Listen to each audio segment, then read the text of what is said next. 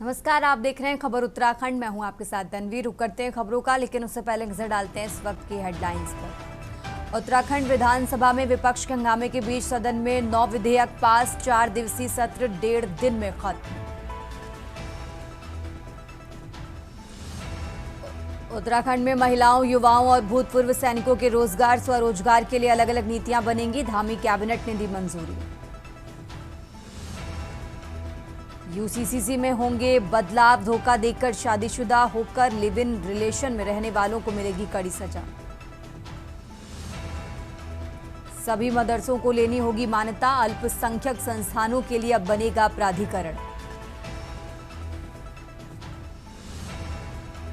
High court में जिला पंचायत चुनाव के वोट को चुनौती। काउंटिंग के समय कैमरा ऑफ करने का आरोप।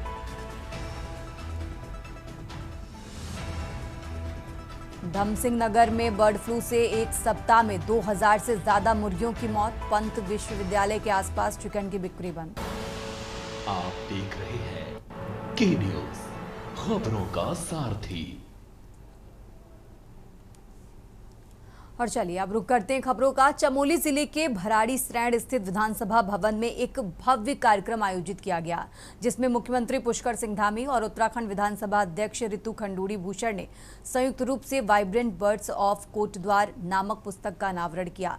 इस अवसर पर राज्य के वन मंत्री सुबोध उनियाल, कृषि मंत्री गणेश जोशी, कई विधायक, डीजीपी दीपम सेठ, विभिन्न विभागों के सचिव और विधानसभा सचिवालय के अधिकारीगण उपस्थित रहे। ये पुस्तक कोटद्वार क्षेत्र में पाए जाने वाले 450 से भी ज्यादा पक्षी प्रजातियों का संकलन है, जिनमें कई दुर्लभ और अद्वितीय प्रजातियां भी शामिल हैं। पुस्तक में इन पक्षियों की अद्भुत तस्वीरें प्रसिद्ध फोटोग्राफर राजीव बिष्ट द्वारा खींची गई हैं। मुख्यमंत्री पुष्कर सिंह धामी ने अपने संबोधन में कहा कि ये पुस्तक न केवल प्रकृति प्रेमियों और पक्षी विशेषज्ञों के लिए भी महत्वपूर्ण साबित होगी, बल्कि कोटद्वार क्षेत्र के पर्यटन को भी एक नया आयाम देगी। विधानसभा अध्यक्ष ऋतु खंडूड़ी भूषण ने इस पुस्तक को महत्व को बताते हुए कहा कि कोटद्वार क्षेत्र की जैव विविधता और प्राकृतिक सुंदरता को राष्ट्रीय और अंतर्राष्ट्रीय स्तर पर पहचान मिलेगी, जिससे क्षेत्र का पर्यटन और सांस्कृतिक धरोहर और समृद्ध होगा।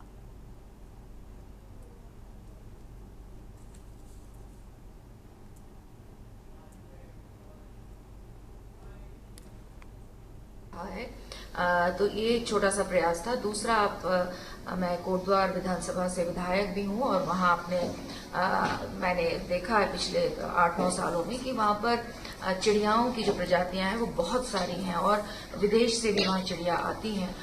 करीबन 500 से ऊपर प्रजातियां वहाँ पाई जाती हैं। तो एक किताब हमने बनाई थी जो कि हमारे कोटद्वार का ही फोटोग्राफर हैं राजीव बिष्ट, उनकी फोटोग्राफी है। सारी जो चित्र आप लोग देखेंगे उसमें हम ये दिखाना चाहते हैं पूरे भारत को कि जहाँ एक तरफ हमारे यहाँ रिलीजियस टूरिज्म है, एडवेंचरस टूरिज्म है, वहाँ हमारे पास वाइल्ड लाइफ में जानवर हैं, बर्ड्स की भी बहुत सारी प्रजातियां हैं। और लोग जो सीरियस बर्ड वॉचर्स हैं, जो इस को सीरियसली देखते हैं, फॉलो करते हैं, और बहुत सारे लोगों का ये प्रोफेशन भी है। आगे बढ़ते खबरों में। उत्तराखंड विधानसभा का मानसून सत्र भले ही 2 घंटे 40 मिनट की कार्रवाई के बाद स्थगित हो गया हो, लेकिन हंगामे के बीच सरकार ने 11 अहम विधेयकों को पास कर लिया है। इनमें सबसे महत्वपूर्ण था अल्पसंख्यक शैक्षिक संस्थान विधेयक 2025, जिसके तहत प्रदेश में मदरसा शिक्षा बोर्ड की जगह एक नया प्राधिकरण गठित किया जाएगा। ये नया अधिनियम प्रदेश के मुस्लिम समुदाय के साथ साथ अन्य अल्पसंख्यक समुदाय जैसे बौद्ध, ईसाई और सिख समुदाय को भी लाभ पहुंचाएगा। मुख्यमंत्री पुष्कर सिंह धामी ने कहा कि कांग्रेस के समय जब राज्य में मदरसा शिक्षा बोर्ड बनाया गया था तो उसका उद्देश्य केवल मुस्लिम समुदाय को लाभ पहुंचाना था, लेकिन उनकी सरकार अब ऐसा एक्ट ला रही है जो सभी अल्पसंख्यक समुदायों को शिक्षा का अधिकार देगा और इससे उत्तराखंड विद्यालय शिक्षा परिषद से जोड़ा जाएगा। वहीं विपक्षी विधायक इस विधेयक पर सवाल उठाते हुए इसे राजनीतिक एजेंडे से जोड़ रहे हैं। कांग्रेस विधायक प्रीतम सिंह ने कहा कि सरकार मुद्दे से भटककर अल्पसंख्यक कल्याण की बात कह रही है, जबकि बसपा विधायक मोहम्मद शहजाद ने इसे मुस्लिम समुदाय को टारगेट करने और वोट बैंक की राजनीति का हिस्सा बताया है। विपक्ष का कहना है कि सरकार अल्पसंख्यक कल्याण के नाम पर सिर्फ एक प्रचार अभियान चला रही है। अल्पसंख्यक कल्याण के लिए, जिसमें कांग्रेस के जमाने में जो विधेयक आया था या जो प्रावधान किया गया था वो अल्पसंख्यक का फायदा केवल एक मुस्लिम समुदाय को देना चाहते थे, इसलिए उस प्रकार का विधेयक लाए। हमने उसका संशोधन कर दिया है, नया विधेयक हम लेकर आए हैं। उससे सभी को शिक्षा के अधिकार के रूप में आगे आने का अवसर मिलेगा, पारदर्शिता होगी। जो भाषा है, चाहे गुरुमुखी है या हमारी, और मुस्लिम समेत सभी को इसका लाभ मिलने वाला है। और इसके पीछे हमारा हेतु है कि मुस्लिम के साथ साथ सिख, बौद्ध, ईसाई, जैन, फारसी, इन सबको भी उनका लाभ मिले। कि मैं बड़ा स्पष्ट करना चाहता हूँ, इस सरकार के पास करने के लिए, गिनाने के लिए कुछ नहीं है। और ये सरकार बार बार अल्पसंख्यकों को केंद्र बिंदु में रख करके तरह तरह की बात करते हैं। और आपके सामने है देश और प्रदेश में क्या हो रहा है। हम तो चाहते थे कि 310 के अंतर्गत जो कार्य स्थगन का प्रस्ताव हमने दिया है उस पर चर्चा हो। प्रदेश के अंदर कानून व्यवस्था पूरी तरीके से ध्वस्त है। चाहे प्रदेश के अंदर हम बढ़ते हुए नशे की बात करें, चोरी डकैती की बात करें, हत्या की बात करें, महिलाओं पर लगातार अपराध बढ़ रहे हैं, उसका जिक्र करें तो कानून व्यवस्था पूरी तरीके से ध्वस्त है। कितनों का क्या है अब तक, कितनों का क्या कल्याण अल्पसंख्यक मामलों, अल्पसंख्यक कल्याण कुछ है ही नहीं। अल्पसंख्यक पिटाई करो अभियान है। ये चाहते हैं इसके माध्यम से सिख को, ईसाई को, पारसी को, बौद्ध को, जैन को इन्हें साधना चाहते हैं कि हमने तुम्हें पद दे दिया, तुम्हें गाड़ी दे दी, तुम इसे चलाओ, मुसलमानों को भी हमको फिरो। इसके सिवा और कुछ नहीं है। नहीं तो आपको क्या लगता है, पहले मदरसे चलते थे, तमाम पढ़ाइयाँ होती थी, क्या उन पर कुछ दिक्कतें आएंगी? वो तो इन्होंने तोड़ ही दिए, सारे बंद कर दिए। कुछ ही तो बच रहे हैं, जो बच रहे हैं उन्हें अब ये कर देंगे।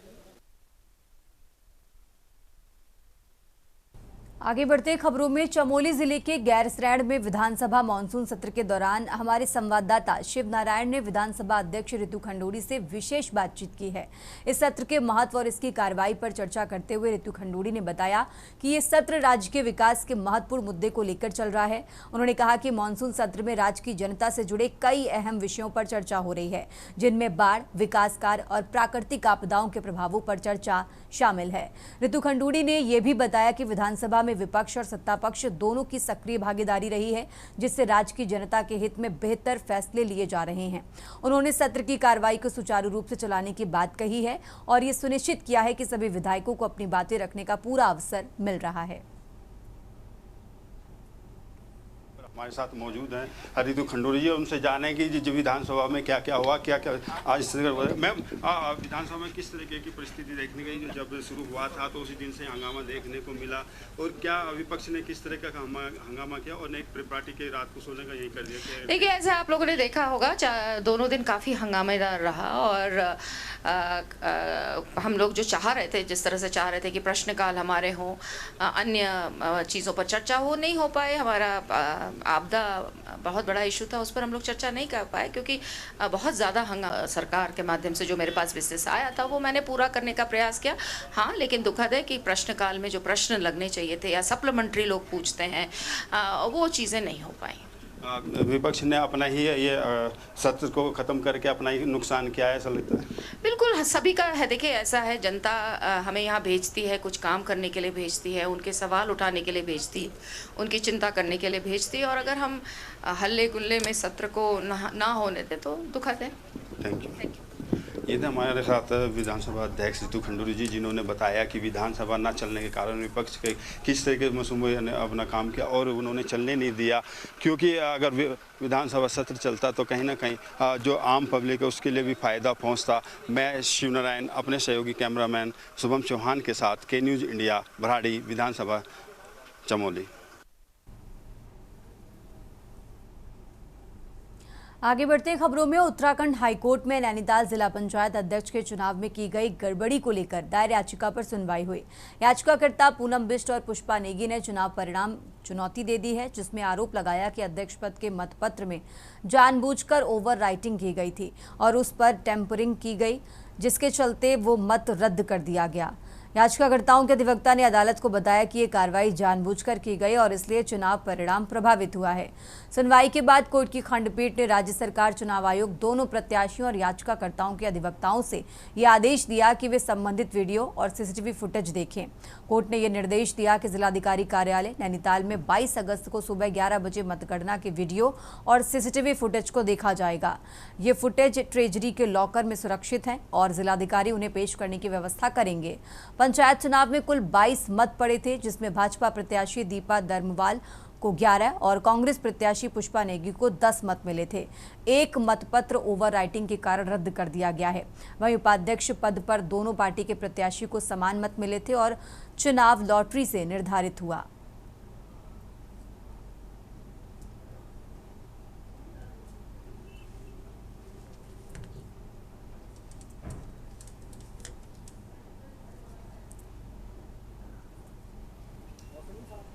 और जो नई याचिकाएं आई हैं कोर्ट में, अब उनमें क्या कहा गया है और क्या कोर्ट ने आज कहा है अभी ऑर्डर में?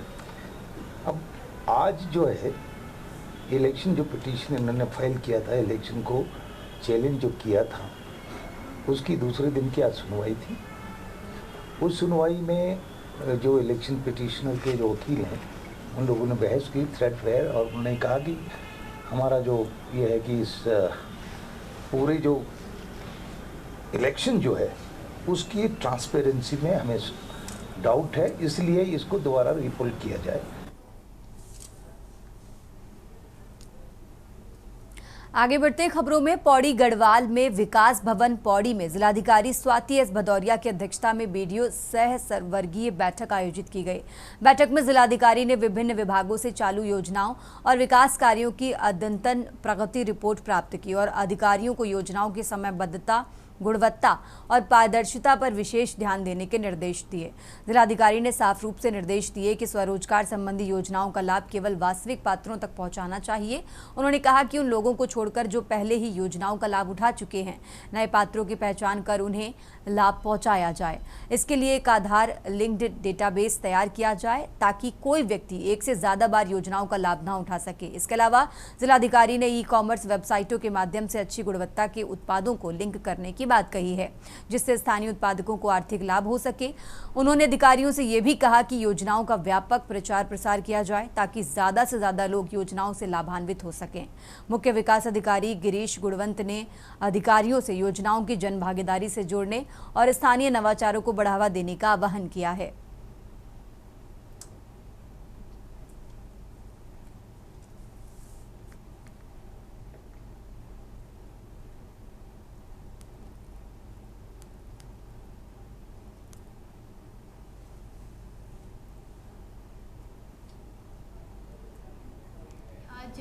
जो पूरी रूरल डेवलपमेंट की सभी स्कीम्स हैं उसका एक विस्तृत समीक्षा की गई और इसमें सभी बीडीओज और हमारे जो जिला स्तरीय अधिकारी थे वो भी उपस्थित थे। तो इसमें एक तो समीक्षा की गई और साथ में उनको कुछ एक इंस्ट्रक्शंस भी दिए गए कि जैसे रोज़गार के बहुत सारे विभाग अलग अलग स्कीम्स करते हैं, तो कई बार ये नहीं पता चल पाता है कि किस इंडिविजुअल को लाभ हो रहा है, किसकी डुप्लीकेसी हो रही है। तो उसके लिए हमने निर्देशित किया है कि इसका एक सभी को एक सेम प्लेटफॉर्म पर ला के किस आधार लिंक्ड एक सिस्टम बनाया जाए, जिससे कि हम किस इंडिविजुअल को पूर्व में लाभ मिल चुका है, नहीं मिल चुका, ये चीज़ हम देख सकें और एक ही इंडिविजुअल को दो विभागों से लाभ तो नहीं मिल रहा है, इस चीज़ को इंश्योर कर सकें। बहुत सारी स्कीम्स हैं जिसमें टारगेट पूरे नहीं हो पाते हैं और वो बहुत अच्छी स्कीम्स हैं, तो मुझे लगता है शायद इसमें प्रचार प्रसार की कमी रह जाती होगी। तो इसके लिए हमने कहा ओपन एक फ्री एंड फेयर विज्ञप्ति जारी किया करें, जिससे लोग खुद से आके अप्लाई करें और फिर हम उनमें से चूज़ करें। अभी फिलहाल में जो होता है कि वीडियोज़ खुद जाके लोगों को कन्विंस करने की कोशिश करते हैं, तो उससे हमारा टारगेट भी पूरा नहीं हो पाता और कई सारे लोगों को इसका पता भी नहीं चल पाता है। तो इसके लिए विज्ञप्ति के माध्यम से अब रोजगार परक स्कीम्स चलाई जाएंगी।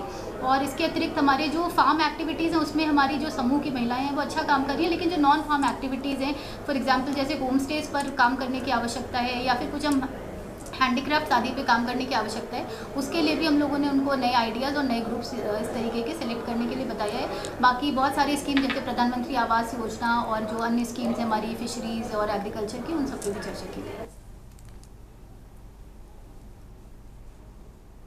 और अब बात कर रहे हैं काशीपुर की। काशीपुर से खबर आपको बता रहे हैं, काशीपुर से अहम जानकारी आपको बता रहे हैं, जहां दिन दहाड़े स्कूल में खून खराबा हुआ है। स्कूल में बच्चे ने टिफिन से तमंचा निकाला है। गुंडेश्वरी के निजी स्कूल में बच्चे ने तमंचा निकाला। काशीपुर से खबर आपको बता रहे हैं, जहां बच्चे ने निकाला टिफिन से तमंचा और गोली भी दाग दी है।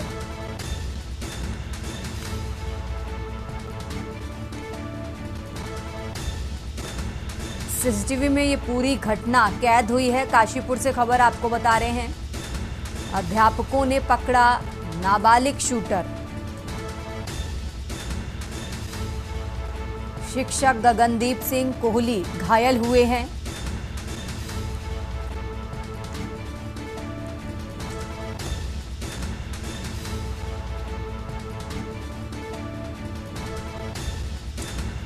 तो फिलहाल इस पूरे मामले की जांच में पुलिस जुटी हुई है। काशीपुर से खबर आपको बता रहे हैं, जहां स्कूल में बच्चे ने टिफिन से तमंचा निकाला है। काशीपुर से ये खबर आपको बता रहे हैं और इसी खबर पर ज्यादा जानकारी के लिए हमारे साथ अजहर मलिक जुड़ चुके हैं। अजहर, जिस तरीके से जानकारी मिल रही है कि स्कूल में बच्चे के टिफिन से तमंचा निकला, इस मामले में क्या जांच हुई और जांच में क्या बातें निकलकर सामने आई, और साथ ही जो शिक्षक घायल हुए हैं उनकी फिलहाल स्थिति क्या है? जी बिल्कुल, मैं आपको बता दूं, जिस तरीके से एक जनपद उधम सिंह नगर के कुंडेश्वरी से एक घटना सामने आई, जो जहां गुरु शिष्य वाला रिश्ता तो कलंकित हुआ है, साथ ही ये बड़े अफसोस वाली घटना है कि एक नासमझ जिसे कहते हैं नाबालिग बच्चा, जिसे अभी बहुत चीजें सीखने को की जरूरत थी, उसको आखिर तमंचा चलाना या फिर इस तरीके से वेपन्स लाने की कहां से सूझी, कहां से कैसी संगत थी उसको लेकर, जिसके और बात करी जाए अगर जो टीचर घायल हुआ है उसकी स्थिति अभी नॉर्मल बताई जा रही है। फिलहाल अस्पताल में, निजी अस्पताल में वो भर्ती है। लेकिन सवाल ये है कि जिस तरीके से इस घटना को अंजाम दिया गया है, ये कहीं ना कहीं एक बड़ी चूक अभिभावकों की देखी जा रही है कि आखिर बच्चा किसी संगतों में बैठ रहा था कि इस तरीके की घटना को अंजाम दे दिया गया है, और आखिर ऐसी क्या इतनी किस तरीके का आखिर इतना गुस्सा क्यों उस बच्चे के अंदर उत्पन्न हुआ था, ये सब जांच के विषय है और जिस पर पुलिस ने टीम गठित कर दी और जाँच कर रही है। जी ठीक है अजहर, बहुत बहुत शुक्रिया आपका तमाम जानकारी दर्शकों तक पहुंचाने के लिए। और ये काशीपुर से खबर आपको बता रहे हैं, जहां फिलहाल पुलिस इस पूरे मामले की जांच पड़ताल में जुटी हुई है। तो स्कूल में बच्चे ने टिफिन से तमंचा निकाला है। इस घटना में एक शिक्षक भी घायल हुए हैं। फिलहाल पूरे मामले की जांच पड़ताल में पुलिस जुटी हुई है।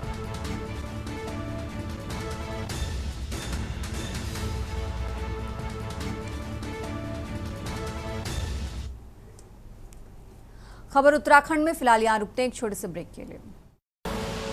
आप देख रहे हैं के न्यूज, खबरों का सारथी।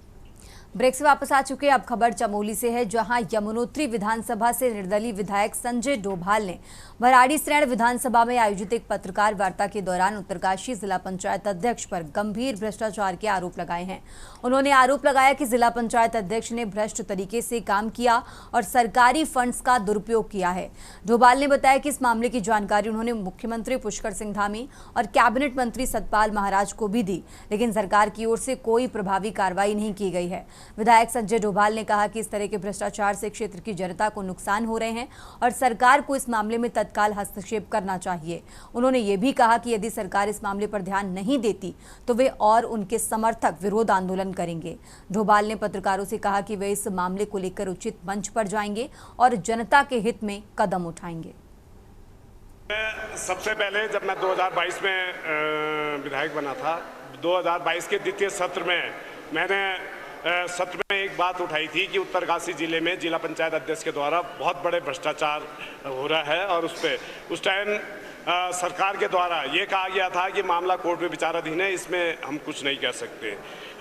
वो और उस समय से, जबकि उससे पहले एक बार सरकार ने जिला पंचायत अध्यक्ष उत्तरकाशी को भ्रष्टाचार में बर्खास्त भी किया और उसके बाद भी जिला पंचायत अध्यक्ष उत्तरकाशी के द्वारा उसके 20-21 के बाद भी लगातार वहाँ पे भ्रष्टाचार होता रहा है। और मैंने माननीय मुख्यमंत्री जी को फिर 28/5/2024 को सतपाल महाराज जी को मैंने एक लेटर दिया, साथ में सेक्रेटरी पंचायत राज को भी दिया। उन्होंने मुझे, सतपाल महाराज जी द्वारा मुझे हमेशा विश्वास दिलाया गया कि मैं इसके कागज़ आपको उपलब्ध करा दूंगा। मैं कुछ कागज़ मांग रहा था, वो आज तक, जबकि पिछली बार विधानसभा में ध्यानाकर्षण में भी आया था और उसका ये है ध्यान आकर्षण का जो है वो भी मैं आप लोगों को देता हूँ। उसके बावजूद भी आज 6 महीने बाद भी वहाँ से मुझे कोई कागज़ उपलब्ध नहीं हुआ है या कोई भी कि वहाँ पे और अब खबर मंगलौर से है, जहां कस्बे के मोहल्ला टोली में जलभराव की समस्या से लोग सालों से परेशान हैं। हल्की बारिश होते ही सड़कों पर पानी भर जाता है, जिससे स्थानीय लोगों का जीना दुर्भर हो गया है। घरों से बाहर निकलना मुश्किल हो जाता है और बच्चों को स्कूल जाने में दिक्कतें आती हैं। कई बार नगर पालिका प्रशासन और जिलाधिकारी से समस्या का समाधान कराने की गुहार लगाई जा चुकी है, लेकिन अब तक कोई ठोस कदम नहीं उठाया गया है। बरसात के दिनों में स्थिति और भी गंभीर हो जाती है। भारी बारिश के कारण सड़कों पर जलभराव इतना बढ़ जाता है कि लोगों के घरों में पानी घुस जाता है, जिससे कई मकान क्षतिग्रस्त होने की कगार पर हैं। इस समस्या से निजात पाने के लिए स्थानीय निवासियों ने कई बार धरना प्रदर्शन भी किया, लेकिन प्रशासन की तरफ से कोई कारगर उपाय नहीं निकाला गया है। अब मोहल्ले के लोग पलायन करने पर मजबूर हो गए हैं। हालांकि नगर पालिका के अधिशासी अधिकारी ने बताया कि समस्या के समाधान के लिए पंपिंग मशीनों का इस्तेमाल किया जा रहा है और पानी को निकाला जा रहा है। उन्होंने आश्वासन दिया कि जलभराव की समस्या का जल्द ही स्थायी समाधान निकाला जाएगा। सारी खाद उगाई फिरी, यो कड़ी ठेली को बैठ तो टेप काटता, 4 बजे बच्चों को खाना दिया, सारा नाच बेकार, सारा नमक मिला समोसा बेकार। इतना पानी था, खाटती रही फिर यहाँ। हम और कुछ नहीं चाहता, हम तो ये चाहिए कि पानी का कहीं को नाला काट दो बस। और कोई समाधान नहीं हो पाया। पिछले कई सालों से हमने धरना प्रदर्शन भी किए मरहूम कारी नसीम मंगलोरी के नेतृत्व में, मगर कोई भी समाधान नहीं निकल पाया। एक तो यहाँ धार्मिक स्थल है, मस्जिद है, इसके दोनों गेट के आगे पानी भरा रहता है गंदा, और भी काफ़ी मकान है जिनके घरों की नींव भी बैठ गई है। घरों में सामने भी बहुत लंबा फोटो तक पानी रहता है, मगर आज तक किसी ने भी इसका समाधान नहीं किया। इससे भी पहले बहुत नेता आए, चेयरमैन है, नगर पालिका अध्यक्ष है, मगर किसी ने भी कोई यहाँ का समाधान नहीं कर पाया। यहाँ तक कि लोग अब यहाँ पर हमारे महल्ले में आने से भी डरते हैं, मेहमान भी नहीं आ पाता कोई, बच्चों के रिश्ते होने भी भारी हो गए। मौसम में यहाँ पे पानी भर जाता है क्योंकि ये एरिया जो है हमारा जो हाईवे है उससे नीचे आ गया थोड़ा, और उसका जो है हमने अभी टेम्परेरी व्यवस्था के तहत अपने 4 पंपिंग सेट लगा रखे हैं, 2 एक साइड लगा रखे हैं, 2 एक साइड लगा रखे हैं। जैसे पानी भरता है तो हमारे पंपिंग सेट उससे बहुत जल्द से पानी का निस्तारण करा देते हैं और पानी निकल जाता है। और रही बात उसके समस्या के समाधान की, स्थायी समाधान उसका यह है कि हमारे द्वारा एक DPR तैयार की गई है जो पूरे शहर के लिए है। वो लगभग 62 करोड़ रुपए की DPR है और जो शासन में हमारे द्वारा और जल संस्थान के द्वारा मिलकर बनाई गई थी, शासन में पहुंच गई है।